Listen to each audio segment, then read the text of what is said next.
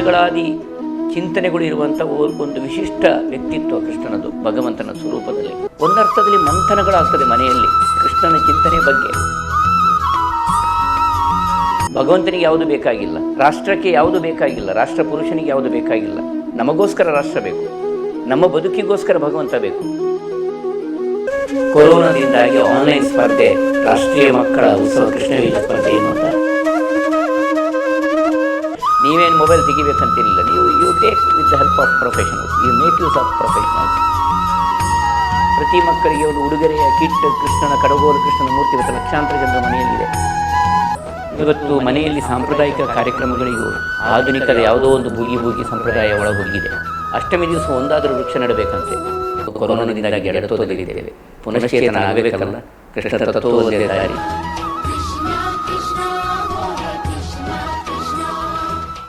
ವಿವಿಧ ಕ್ಷೇತ್ರದಲ್ಲಿ ಗುರುತಿಸಿಕೊಂಡ ಗಣ್ಯರು ಹಾಗೂ ಪ್ರತಿಭೆಗಳ ಅನಾವರಣ, ಪ್ರಸ್ತುತ ವಿದ್ಯಮಾನದ ಸಮಸ್ಯೆ, ವಿಮರ್ಶೆ ಮತ್ತು ಭರವಸೆ ಇವೆಲ್ಲದರ ಪ್ರತಿಬಿಂಬವೇ ನ್ಯೂಸ್ ಟೈಮ್ ಅತಿಥಿ ವಿಶೇಷ ಕಾರ್ಯಕ್ರಮ.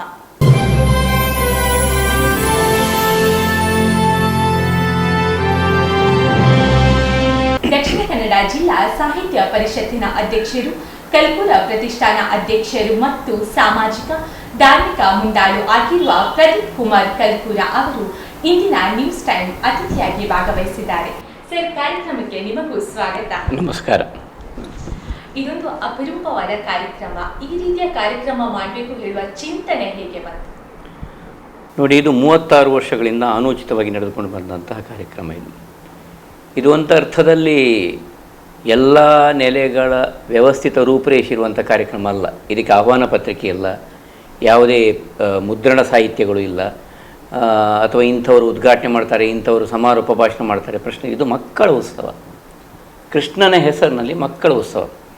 ನಾವು ವಿದ್ಯಾರ್ಥಿಗಳಾಗಿದ್ದಾಗ, ನಾನು ಇಂಜಿನಿಯರಿಂಗ್ ವಿದ್ಯಾರ್ಥಿ, ನಮ್ಮ ಕದ್ರಿ ನವನೀಶ್ ಶೆಟ್ಟಿ, ಹೀಗೆ ತುಂಬ ಜನ ನಾವೆಲ್ಲ ಇದ್ದೇವೆ ಇಲ್ಲಿ.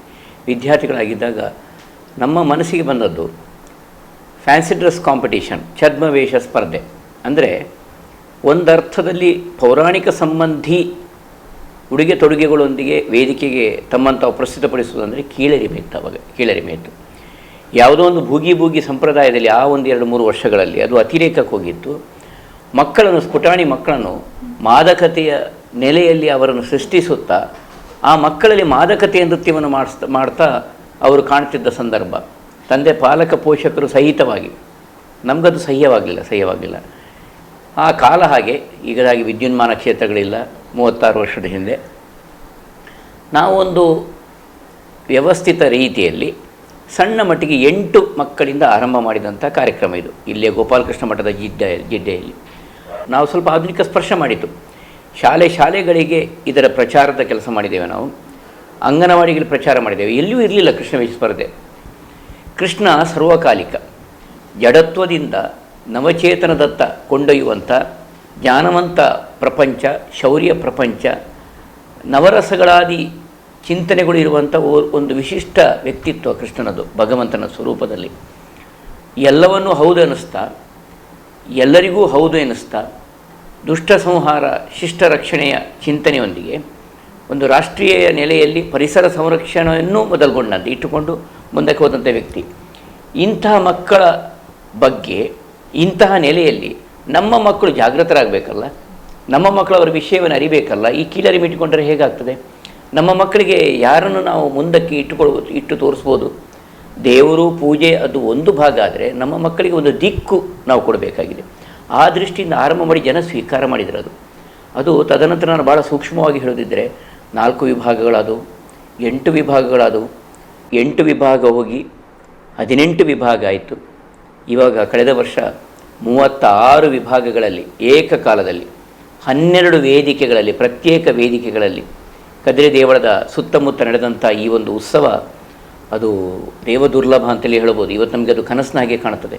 ಅಯ್ಯೋ, ಇನ್ನು ಮುಂದಕ್ಕೆ ಈ ಕೊರೋನಾದ ಸಂಕಷ್ಟದ ಇಂಥ ಒಂದು ವ್ಯವಸ್ಥೆ ಈ ಭೂಲೋಕಕ್ಕೆ ಬಂದಾಗ ಇನ್ನು ಮುಂದಕ್ಕೆ ಸಾಧ್ಯವಾದೀತೋ, ಆ ಥರದ ಒಂದು ರೀತಿಯಲ್ಲಿ ನಮ್ಮನ್ನು ಭ್ರಮಾಲೋಕಕ್ಕೆ ಕೊಂಡೊಯ್ತದೆ. ದುಃಖವೂ ಆಗ್ತದೆ. ಅಯ್ಯೋ, ಈ ಮಕ್ಕಳ ಸಂಭ್ರಮ.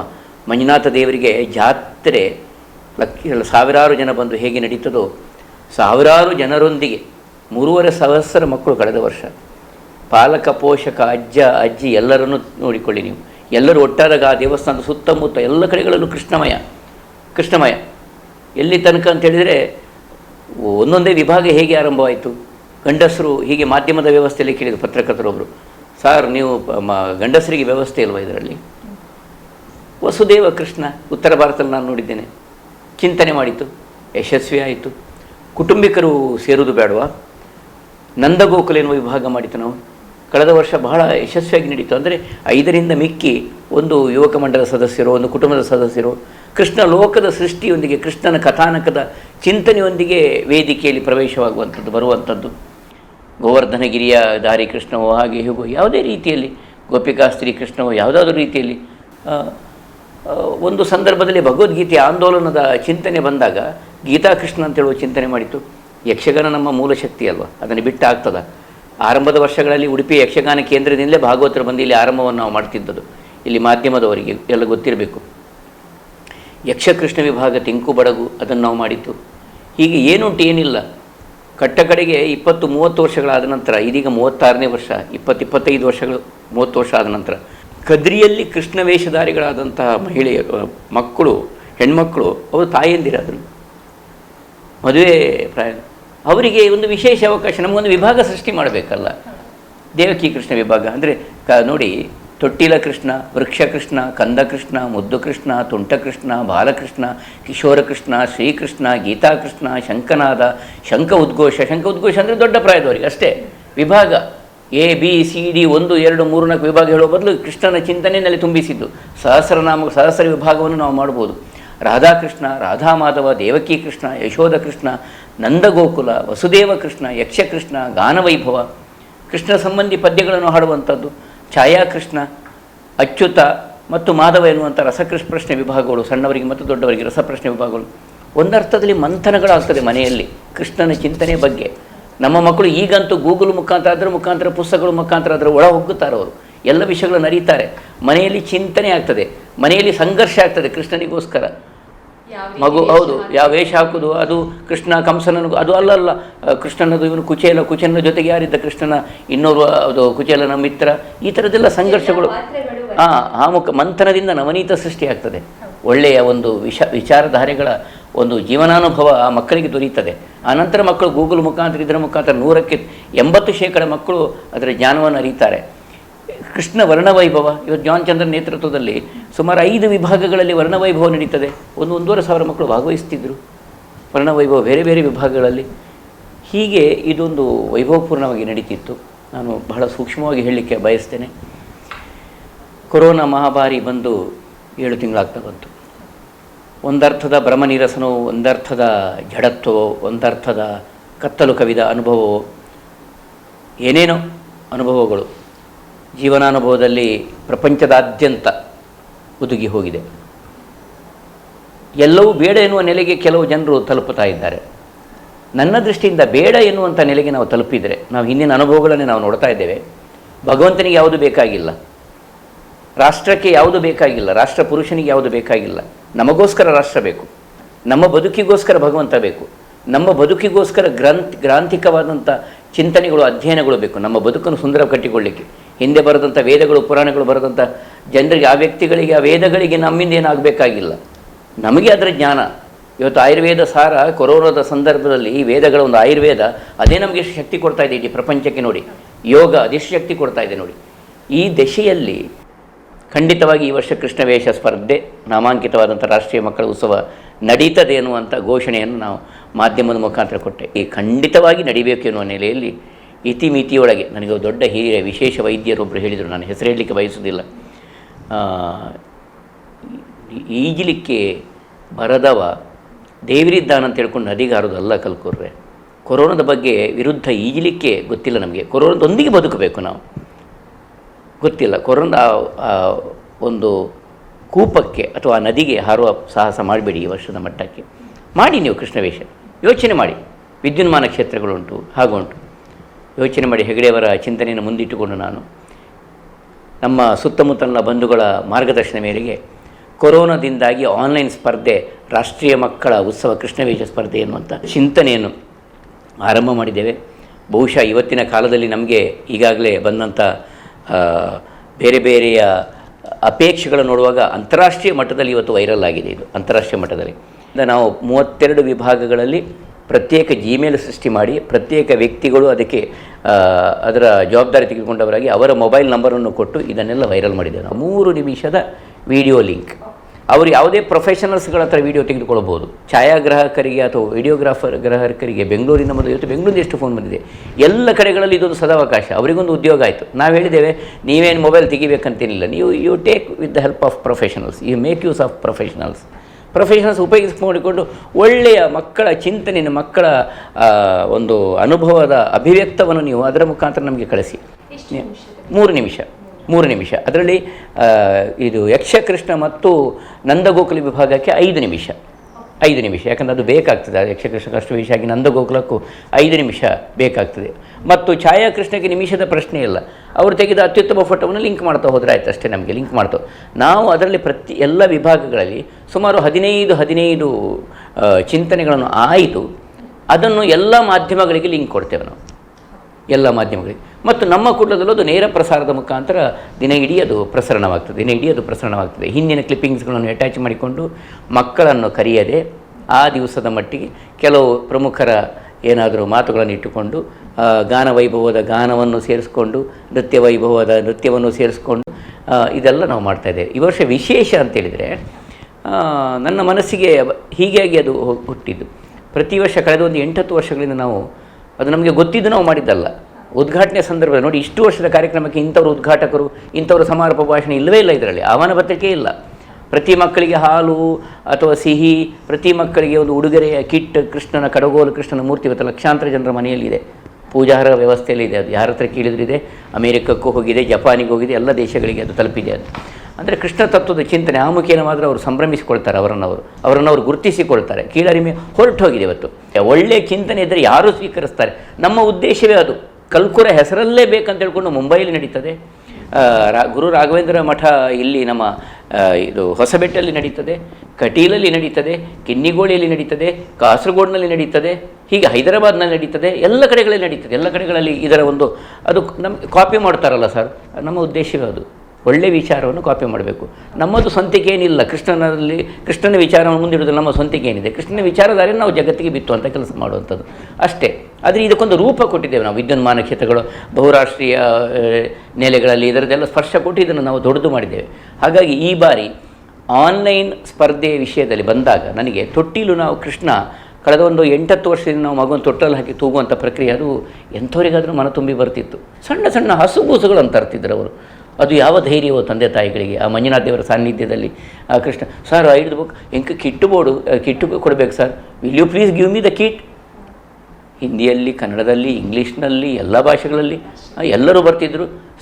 ಸರ್ವಧರ್ಮೀಯರು ಬರ್ತಾಯಿದ್ರು, ಭಾಗವಹಿಸ್ತಾಯಿದ್ರು ಸರ್ವಧರ್ಮೀಯರು. ಈ ಬಾರಿ ಅಂತೂ ಸರ್ವಧರ್ಮೀಯರು, ಸರ್ವಭಾಷಿಕರು, ಸರ್ವದೇಶಿಕರು ಎಲ್ಲರೂ ಭಾಗವಹಿಸಲಿಕ್ಕಿರುವಂಥ ಒಂದು ಸದಾವಕಾಶ ಕೊರೋನಾ ನೀಡಿದೆ ಅಂತ ನಾನು ಭಾವಿಸಿದ್ದೇನೆ. ಹಾಗಾಗಿ ಆ ತೊಟ್ಟಿಲ ಕೃಷ್ಣ ಹೇಳುವ ಚಿಂತನೆ ಉಂಟಲ್ಲ, ಅದು ನನಗೆ ಬಂತು. ಇದನ್ನು ಯಾಕೆ ಈ ಬಾರಿ ಸ್ಪರ್ಧೆ ಮಾಡಬಾರ್ದು? ಇವತ್ತು ಮನೆಯಲ್ಲಿ ಸಾಂಪ್ರದಾಯಿಕ ಕಾರ್ಯಕ್ರಮಗಳಿಗೂ ಆಧುನಿಕದ ಯಾವುದೋ ಒಂದು ಬೂಗಿ ಸಂಪ್ರದಾಯ ಒಳ ಹೋಗಿದೆ. ಜೋಗುಳ ಹಾಡ್ತಾ ಮಗುವನ್ನು ತೊಟ್ಟಿಲಿಗೆ ಹಾಕೋದು ಬಿಟ್ಟುಕೊಂಡು, ಅಥವಾ ತೊಟ್ಟಿಲ ಹಾಡನ್ನು ಹೇಳೋದು ಬಿಟ್ಟುಕೊಂಡು ಯಾವುದೋ ಸಿಡಿಗಳನ್ನು ಹಾಕ್ಕೊಂಡು ಮಾಡುವಂಥದ್ದು ಕೆಲವು ಕಡೆಗಳು, ಎಲ್ಲ ಕಡೆ ಅಂತ ಹೇಳೋದಿಲ್ಲ. ಇದಕ್ಕೊಂದು ಚಾಲನೆ ಕೊಡುವ ಅಂತ ಹೇಳುವಂಥ ಕಲ್ಪನೆ ಬಂತು. ಮಗುವನ್ನು ನೀವೇ ತೊಟ್ಟಿಲಿಗೆ ಹಾಕಿ, ತಾಯಂದಿರಂತ ತೊಟ್ಟಿಲಿಗೆ ಹಾಕುವಂಥ ಸನ್ನಿವೇಶ ಮನೆಯಲ್ಲಿ ಸಾಂಪ್ರದಾಯಿಕ ಉಡುಗೆಗಳೊಂದಿಗೆ ನಿಮ್ಮದೇ ಆದಂಥ ಗಾನ ವೈಭವದೊಂದಿಗೆ ಮಾಡುವಂಥ ಸನ್ನಿವೇಶ 3 ನಿಮಿಷದಲ್ಲಿ ಅದನ್ನು ರೆಕಾರ್ಡ್ ಮಾಡಿ ಕಳಿಸಿ. ಅದು ತೊಟ್ಟಿಲ ಕೃಷ್ಣ ವಿಭಾಗ. ಕಂದಕೃಷ್ಣ ಇದೆಲ್ಲ ಇದೆ ಅಲ್ಲ, ಹೇಗಿದ್ದರು ಕಂದಕೃಷ್ಣ ಅದೇನು 3 ನಿಮಿಷವೇ ಬೇಕು. ತೊಟ್ಟಿಲ ಕೃಷ್ಣ 3 ನಿಮಿಷ ಮಾಡ್ಬೋದು. ಎಲ್ಲರೂ ಸೇರಿ ಮಗುವಿನ ಒಂದು ಸಹಭಾಗಿತ್ವಕ್ಕೆ ಅಲ್ಲಿ ಏನು ಸಾಧ್ಯ ಇಲ್ಲ. ತಂದೆ, ಅಜ್ಜ, ಅಜ್ಜಿ, ನೆರೆಮನೆ, ಕೆರೆಮನೆಯವರೆಲ್ಲ ಸೇರಿಕೊಂಡು ಸಾಂಪ್ರದಾಯಿಕ ಉಡುಗೆಯೊಂದಿಗೆ ನಿಮ್ಮ ಮನೆಯನ್ನೇ ನೀವು ಮಂಜುನಾಥ ದೇವರ ಒಂದು ಪ್ರಾಂಗಣದ ವೇದಿಕೆ ಅಂತ ನೀವೇ ಸೃಷ್ಟಿ ಮಾಡಿಕೊಂಡು ನೀವೇ ಮಾಡಿ ಅದನ್ನು ತೊಟ್ಟಿಲ ಕೃಷ್ಣ. ಇನ್ನೊಂದು ನಾವು ಯೋಚನೆ ಮಾಡಿದ್ದು, ಮೊನ್ನೆ ಮೋಹನ್ಜಿ ಭಾಗವತ್ ಅವರದ್ದು ಒಂದು ಭಾಷಣ ಇತ್ತು. ಇದೆಲ್ಲ ಯಾಕಾಯ್ತು ಅಂತ ಹೇಳಿದರೆ, ಪರಿಸರದ ನಾಶದಿಂದಾಗಿ ಇಡೀ ಅಂತಾರಾಷ್ಟ್ರೀಯವಾಗಿ ಆಗಿದೆ ಅಂತ. ಇದು ಖಡಾಖಂಡಿತವಾಗಿ ಎಲ್ಲರೂ ಒಪ್ಪುವಂಥದ್ದು. ಆ ನೆಲೆಯಲ್ಲಿ ಈಗ ಒಂದು ಆಂದೋಲನ ವಿಶ್ವದಾದ್ಯಂತ ನಡೀತಾ ಇದೆ. ಆ ನೆಲೆಯಲ್ಲಿ ಅದನ್ನು ಕೇಳಿ ನಾನು ಪ್ರೇರಿತಗೊಂಡು ನಾನು ಯೋಚನೆ ಮಾಡಿದ್ದು, ಈ ಬಾರಿ ವೃಕ್ಷ ಕೃಷ್ಣ ಎನ್ನುವಂಥ ಚಿಂತನೆ. ನಮ್ಮ ಅಷ್ಟಮಿಯಲ್ಲಿ ಈ ಪ್ರದೇಶದಲ್ಲಿ ನೀವು ತೆಗೆದುಕೊಳ್ಳಿ, ಅಷ್ಟಮಿ ದಿವಸ ಒಂದಾದರೂ ವೃಕ್ಷ ನೆಡಬೇಕಂತೆ. ಒಂಜಿ ತಾರೆ ದೈ ಹಂಡಲ್ಲಿ ನಡೋಡು ಅಂತೇಳಿ ಒಂದು ಕ್ರಮ. ಒಂದಾದರೂ ಗಿಡವನ್ನು ನೆಡಬೇಕಂತ ಅಷ್ಟಮಿ ದಿವಸ. ಈಗ ಕೊಡ್ತಾರೆ ಒಂದು ಫಲ ಗಿಡವನ್ನು ಕೊಡ್ತಾರೆ, ಅವನು ಮನೆ ತೊಗೊಂಡು ಯಾವಾಗಲೂ ನಡ್ತಾನೆ. ಇದು ಅದಕ್ಕೋಸ್ಕರ ನಾವು ವೃಕ್ಷ ಕೃಷ್ಣ ಅಂತ. ಕೃಷ್ಣ ವೇಷಧಾರಿಗಳಾಗಿ ಯಾವುದೇ ವಯೋಮಿತಿಯ ನಿರ್ಬಂಧ ಇಲ್ಲ. ನಾನು ನೀವು ಇವರು ಯಾರೂ ಭಾಗವಹಿಸ್ಬೋದು. ಮುದುಕರು ಕೃಷ್ಣನಿಗೆ ಪ್ರಾಯದ ಪ್ರಶ್ನೆ ಉಂಟ.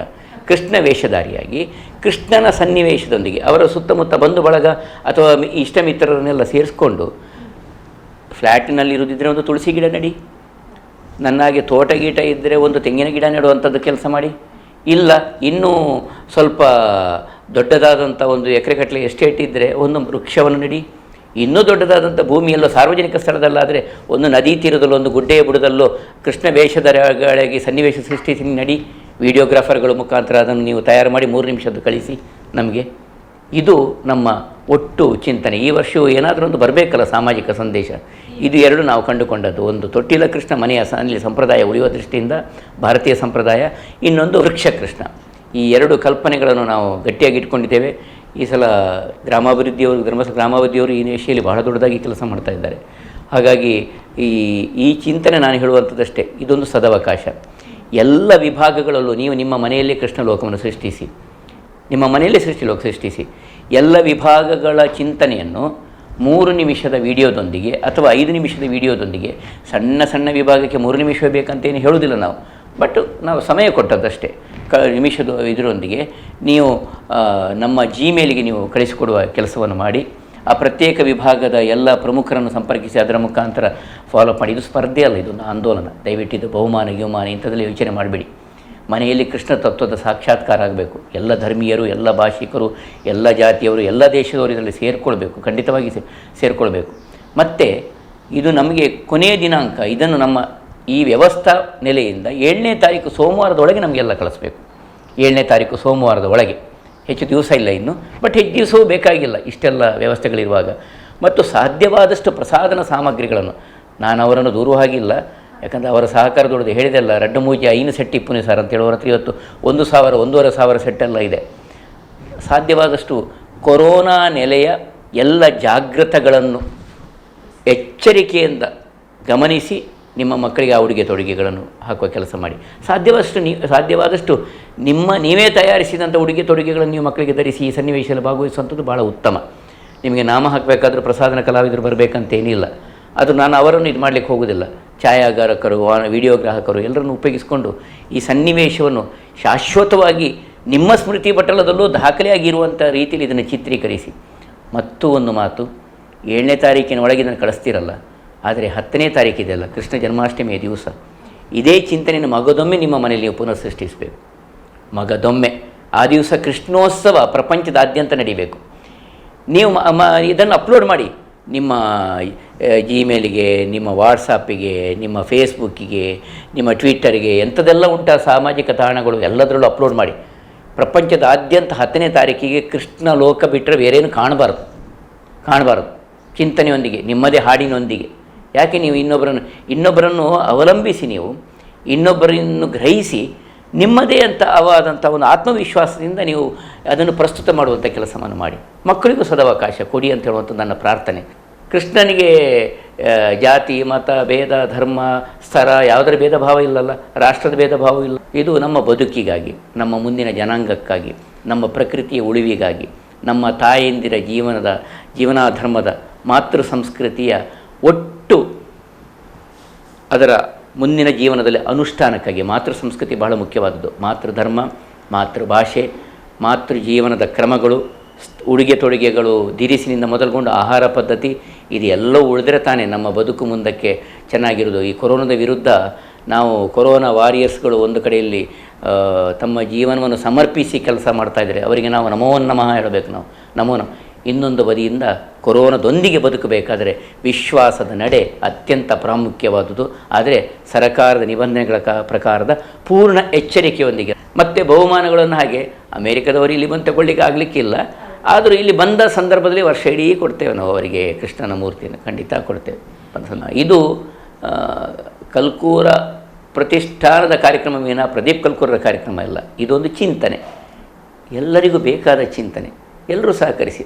ಅಂಬೇಡ್ಕರ್ ಅವರು ಒಂದು ಮಾತು ಹೇಳಿದರು, ಮನುಷ್ಯ ಜೀವನದಲ್ಲಿ ಅವನ ಬಗ್ಗೆ ಬರಿಬೇಕಂತೆ, ಇಲ್ಲ ಇನ್ನೊಬ್ಬರು ಬರೆಯುವಂತಹ ಸಾಧನೆಯನ್ನು ಮಾಡಬೇಕಂತೆ. ನಿಮ್ಮ ಮಕ್ಕಳಿಂದ ಅಂಥ ಸಾಧನೆ ಆಗೋದು ಬೇಡವಾ? ಕೃಷ್ಣ ತತ್ವವೇ ಅದೇ. ನಿಮ್ಮ ಮಕ್ಕಳ ಬದುಕು ಒಂದರ್ಥದ ಸಕಾರಾತ್ಮಕದ ನೆಲೆಯಲ್ಲಿ ಅದು ಬಾಳನ್ನು ಕಂಡುಕೊಂಡಾಗ ಅವರ ಬಗ್ಗೆ ಒಳ್ಳೆಯ ಚಿಂತನೆಯನ್ನು ಬರೆಯುವ ಹಾಗೆ ಆಗ್ತದೆ. ಇಲ್ಲದೇ ಅವರೇ ಬರೆಯುವ ಹಾಗೆ, ಅವರ ಆತ್ಮಕಥೆಯನ್ನು ಭಾಳ ಸಂಭ್ರಮದಿಂದ ಬರೆಯುವ ಹಾಗೆ ಆಗ್ತದೆ. ಅಂಥದ್ದು ಸಾಧನೆಗೋಸ್ಕರ ಈ ಒಂದು ಚಿಂತನೆ ಅಷ್ಟೇ, ಸ್ಪರ್ಧೆಗೋಸ್ಕರ ಅಲ್ಲ, ಅಥವಾ ಯಾವುದೇ ಒಂದು ರೀತಿಯ ಬೇರೆ ಇನ್ನಿತರ ಪ್ರೇರಣೆಗೋಸ್ಕರ ಅಲ್ಲವೇ ಅಲ್ಲ.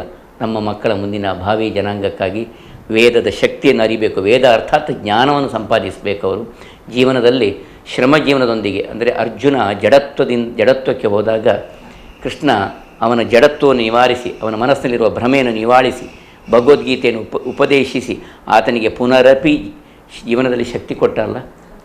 ಹಾಗಾಗಿ ಧರ್ಮ ಸಂರಕ್ಷಣೆಯ ದೊಡ್ಡ ಸಂದೇಶ ಲೋಕಕ್ಕೆ ಲಭಿಸಿತು. ಭಗವದ್ಗೀತೆ ಅಂತ ದೊಡ್ಡ ಗ್ರಂಥ ಲಭಿಸಿತು.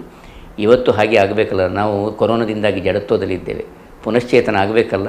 ಕೃಷ್ಣ ತತ್ವ ಒಂದೇ ದಾರಿ. ಕಲ್ಕುಲ ಪ್ರತಿಷ್ಠಾನ ವತಿಯಿಂದ ನಡೆಯುವ ಅಂತಾರಾಷ್ಟ್ರೀಯ ಮಕ್ಕಳ ಉತ್ಸವ ಯಾವೆಲ್ಲ ಅಂಶಗಳನ್ನು ಒಳಗೊಂಡಿದೆ, ವಿಶೇಷತೆಯನ್ನು ಒಳಗೊಂಡಿದೆ ಎಂದು ಸಂಪೂರ್ಣ ಮಾಹಿತಿ ನೀಡಿದ ಸರ್, ನಿಮಗೆ ಧನ್ಯವಾದಗಳು. ನಮಸ್ಕಾರ.